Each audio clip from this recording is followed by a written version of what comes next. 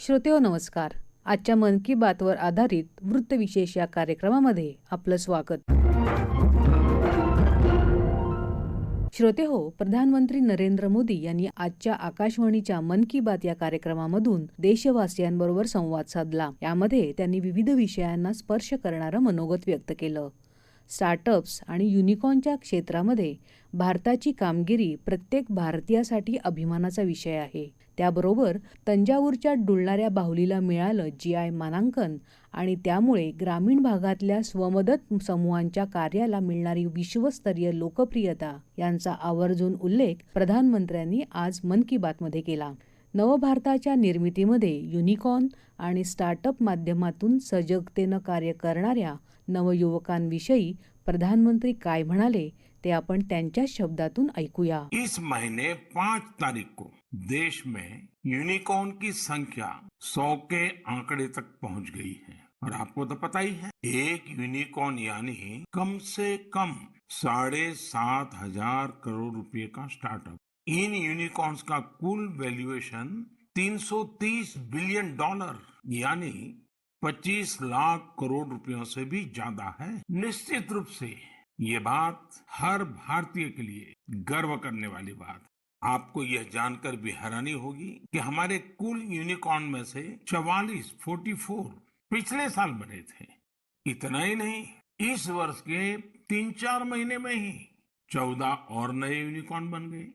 इसका मतलब यह हुआ कि ग्लोबल पैंडेमिक के इस दौर में भी हमारे स्टार्टअप्स वेल्थ और वैल्यू क्रिएट करते रहे। इंडियन यूनिकॉर्न्स का average annual growth rate USA, UK और अन्य कई देशों से भी ज्यादा है। एनालिस्ट का तो ये भी कहना है कि आने वाले वर्षों में इस संख्या में तेज उछाल देखने को मिलेगी। एक अच्छी बात ये भी है कि हमारे यूनिकॉर्न्स डाइवर्सिफाइंग है। ये ई-कॉमर्स, फिनटेक, एडटेक, बायोटेक जैसे कई क्षेत्रों में काम कर रहे हैं। एक और बात जिसे मैं ज्यादा अहम मानता हूँ वो ये है कि स्टार्टअप्स की दुनिया न्यू इंडिया की स्पिरिट को रिफ्लेक्ट कर रही है। आज भारत का स्टार्टअप इकोसिस्टम सिर्फ बड़े शहरों तक ही सीमित नहीं है। छोटे छोटे शहरों और कस्बों से भी एंटरप्रेन्योर सामने आ रहे हैं।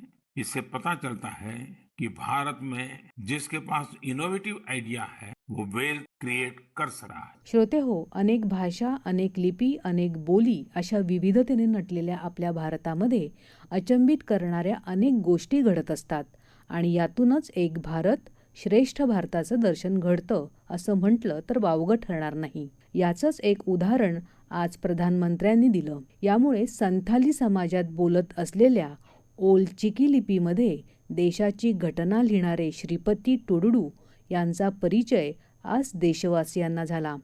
आपल्या देशाची घटना ओल चिकी भाषेमध्ये अनुवाद करणे ही सुद्धा एक देशसेवा आहे आणि या सेवेचा प्रधानमंत्र्यांनी एक प्रकारे गौरव केला आहे.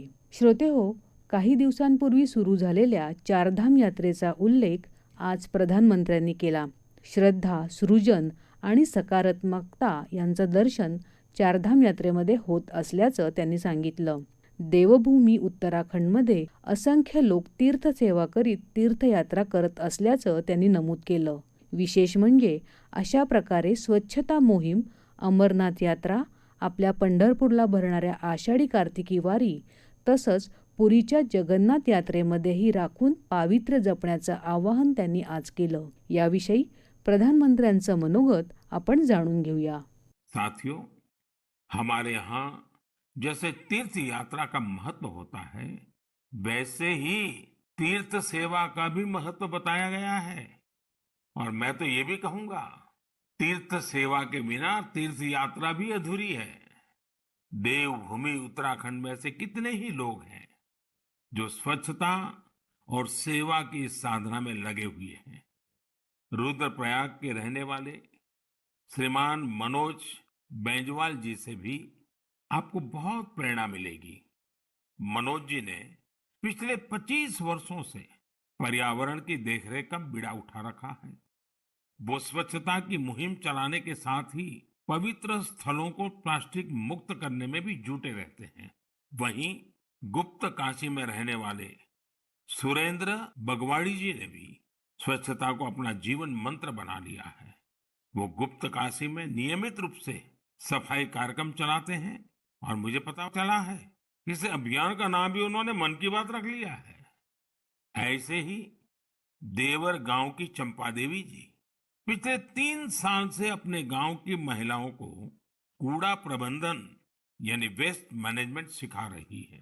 चंपा जी ने सैकड़ों पेड़ भी लगाए हैं और उन्होंने अपने परिश्रम से एक हरा भरा वन तैयार कर दिया है। साथियों, ऐसे ही लोगों के प्रयासों से देवभूमि और तीर्थों की वो दैवीय अनुभूति बनी हुई है, जिसे अनुभव करने के लिए हम वहां जाते हैं। इस देवत्व और आध्यात्मिकता को बनाए रखने की जिम्मेदारी हमारी भी तो है। अभी हमारे देश में चार धाम यात्रा के साथ साथ आने वाले समय में अमरनाथ यात्रा, पंढरपुर यात्रा और जगन्नाथ यात्रा जैसी कई यात्राएं होगी। सावन मास में तो शायद हर गांव में कोई न कोई मेला लगता है। साथियों, हम जहां कहीं भी जाए, इन तीर्थ क्षेत्रों की गरिमा बनी रहे, शुचिता, साफ सफाई, एक पवित्र वातावरण, हमें इसे कभी नहीं भूलना है। उसे जरूर बनाए रखें और इसलिए जरूरी है कि हम स्वच्छता के संकल्प को याद रखें। आपल्या देशानं या विश्वाला एक अमूल्य देणगी दिली आहे, ती म्हणजे योग. 21 जूनला 8वा आंतरराष्ट्रीय योग दिवस जगभरात असंख्य ठिकाणी साजरा केला जाणार आहे. नवकल्पना साकार करीत हा दिवस साजरा केला जाणार असल्याचं त्यांनी सांगितलं. तसंच प्रधानमंत्री मोदी यांनी सर्वांनी उत्साहात या कार्यक्रमामध्ये सहभागी होण्याचं आवाहन केलं. हे सांगताना ते म्हणाले, 5 जून को विश्व पर्यावरण दिवस के रूप में मनाता है। पर्यावरण को लेकर हमें अपने आसपास की सकारात्मक अभियान चलानी चाहिए और ये निरंतर करने वाला काम है। आप इस बार सबको साथ जोड़कर स्वच्छता और वृक्षारोपण के लिए कुछ प्रयास जरूर करें। आप खुद भी पेड़ लगाइए और दूसरों को भी प्रेरित करिए। कोरोना महामारी ने हम सभी को ये एहसास भी कराया है कि हमारे जीवन में स्वास्थ्य का कितना अधिक महत्व है और योग इसमें कितना बड़ा माध्यम है। लोग ये महसूस कर रहे हैं कि योग से फिजिकल, स्पिरिचुअल और इंटेलेक्चुअल वेलबीइंग को भी कितना बढ़ावा मिलता है। विश्व के टॉप बिजनेस पर्सन से लेकर फिल्म और स्पोर्ट्स पर्सनालिटीज तक, स्टूडेंट से लेकर सामान्य मानवी तक, सभी योग को अपने जीवन का अभिन्न अंग बना रहे हैं।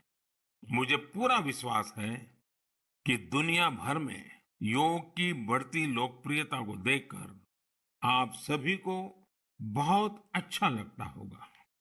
साथियों, इस बार देश विदेश में योग दिवस पर होने वाले कुछ बेहद इनोवेटिव उदाहरणों के बारे में मुझे जानकारी मिली है। इन्हीं में से एक है गार्डियन रिंग। एक बड़ा ही यूनिक प्रोग्राम होगा। इसमें मूवमेंट ऑफ सन को सेलिब्रेट किया जाएगा, यानी सूरज जैसे जैसे यात्रा करेगा, धरती के अलग अलग हिस्सों से हम योग के जरिए उसका स्वागत करेंगे। अलग अलग देशों में इंडियन मिशंस वहां के लोकल टाइम के मुताबिक सूर्योदय के समय योग कार्यक्रम आयोजित करेंगे। एक देश के बाद दूसरे देश से कार्यक्रम शुरू होगा। पूरब से पश्चिम तक निरंतर यात्रा चलती रहेगी। फिर ऐसे ही ये आगे बढ़ता रहेगा। प्रधानमंत्र्यांनी त्यांना जपान दौऱ्यामध्ये भेटलेल्या आगळ्या वेगळ्या व्यक्तीची माहिती आजच्या मन की बातमधून दिली. आपली महान संस्कृती, परंपरा यांच्यावर आधारित ॲनिमेशन पटांची निर्मिती होत असून त्यांना परदेशामध्ये प्रचंड लोकप्रियता मिळत असल्याचं त्यांनी सांगितलं. एकूणच आपली संस्कृती ही आदर्श जीवनशैली असल्याचं यातून अधोरेखित होत असल्याचं दिसून येतंय. याबरोबरच आजचा वृत्तविशेष हा कार्यक्रम संपला. हा कार्यक्रम आकाशवाणी मुंबईच्या प्रादेशिक वृत्त विभागानं सादर केला. संपादक आणि सादरकर्त्या सरस्वती कुवळेकर, लेखन आणि समन्वय सुवर्णा बेडेकर आणि निवेदन अमिता बडे.